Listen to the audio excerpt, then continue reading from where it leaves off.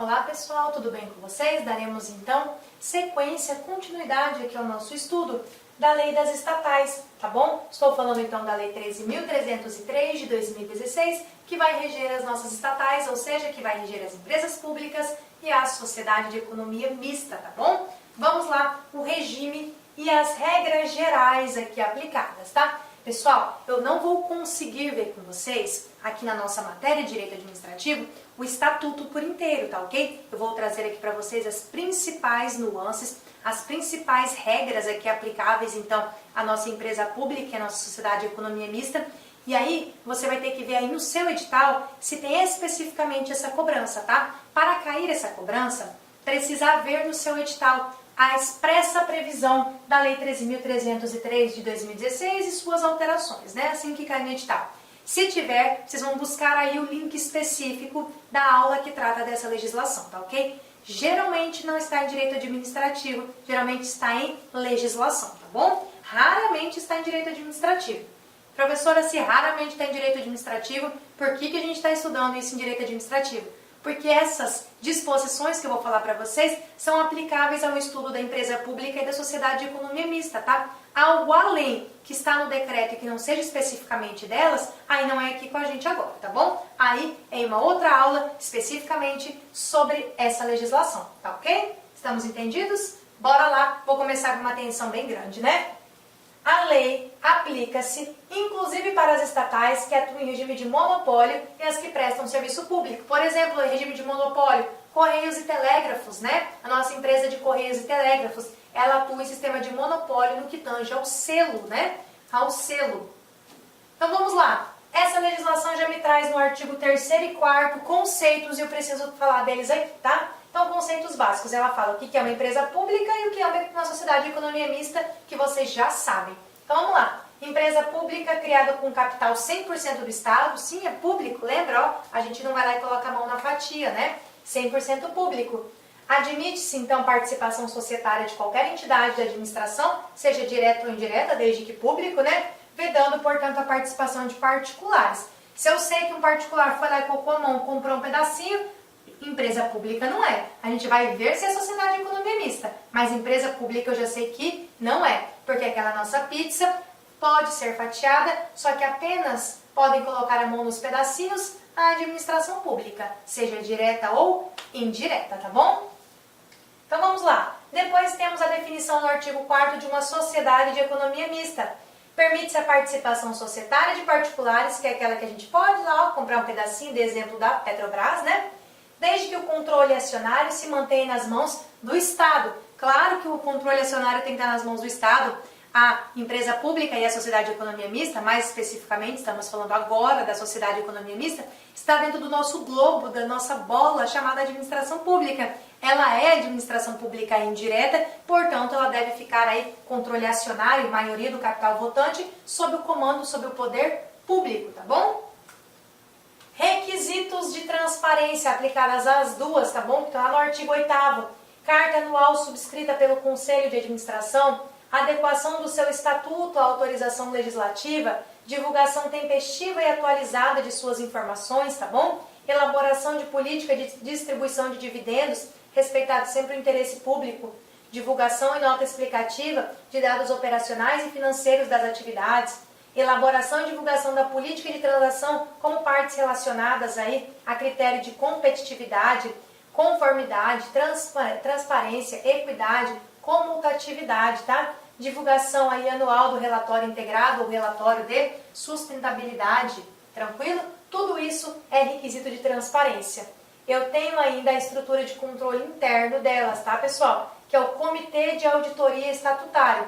Percebam, por que eu tenho tudo isso? Porque em tese envolve grana, empresa pública e sociedade de economia mista.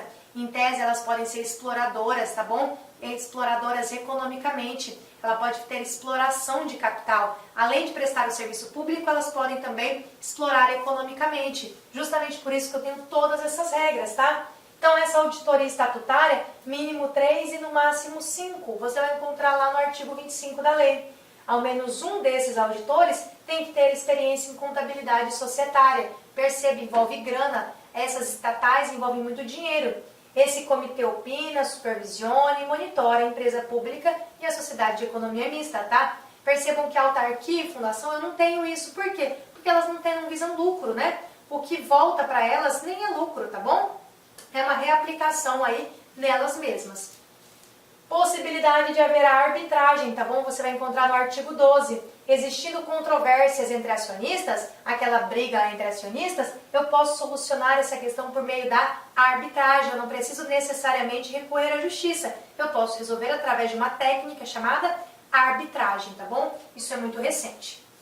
Conselho de administração, no mínimo 7, no máximo 11 pessoas, sendo que 3 serão designados aí como diretores, tranquilo? Artigo 13. Esses conselheiros deverão ter experiência profissional, formação acadêmica compatível e não se enquadrar nas hipóteses de inelegibilidade dispostas na lei, tá bom?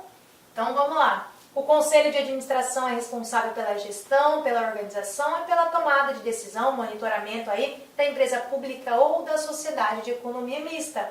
Pode estabelecer política de porta-vozes, visando eliminar aí risco de contradição entre as informações prestadas entre si, tá bom? Mínimo de 25% é de membros independentes, tá bom? E esse conselho não vai ter nenhum vínculo aí com a empresa estatal, seja ela empresa pública ou sociedade de economia mista, tá bom? Ressalvada a participação societária e não vai exercer aí a função de direção dela, tá bom? Também não vai poder. Tem um conselho fiscal que está no 26, que é composto então por pessoas naturais, residentes no país, com formação compatível e que tem exercido aí por no mínimo 3 anos um cargo de chefia, direção ou assessoramento dentro da administração, tá bom? Em relação à lei de licitações, o que se aplica à empresa pública e à sociedade de economia mista? Eu tenho casos de dispensa que estão lá no artigo 29, tá bom? Eu vou dispensar licitação para empresa pública ou sociedade de economia mista se eu estiver falando de obras e serviços de engenharia de até R$100.000 ou para outros serviços e compras limitados aí até R$50.000. Ainda se a licitação for do tipo deserta, tá? Não apareceu ninguém.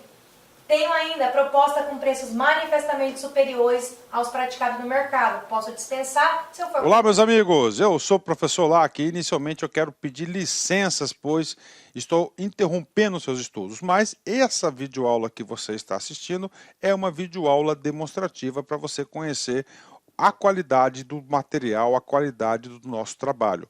Nós aqui da Lá Concursos, nós temos 3 super cursos online específicos, bastante competitivos para todos aqueles que irão concorrer ao concurso do Conselho Regional de Psicologia da 9ª Região.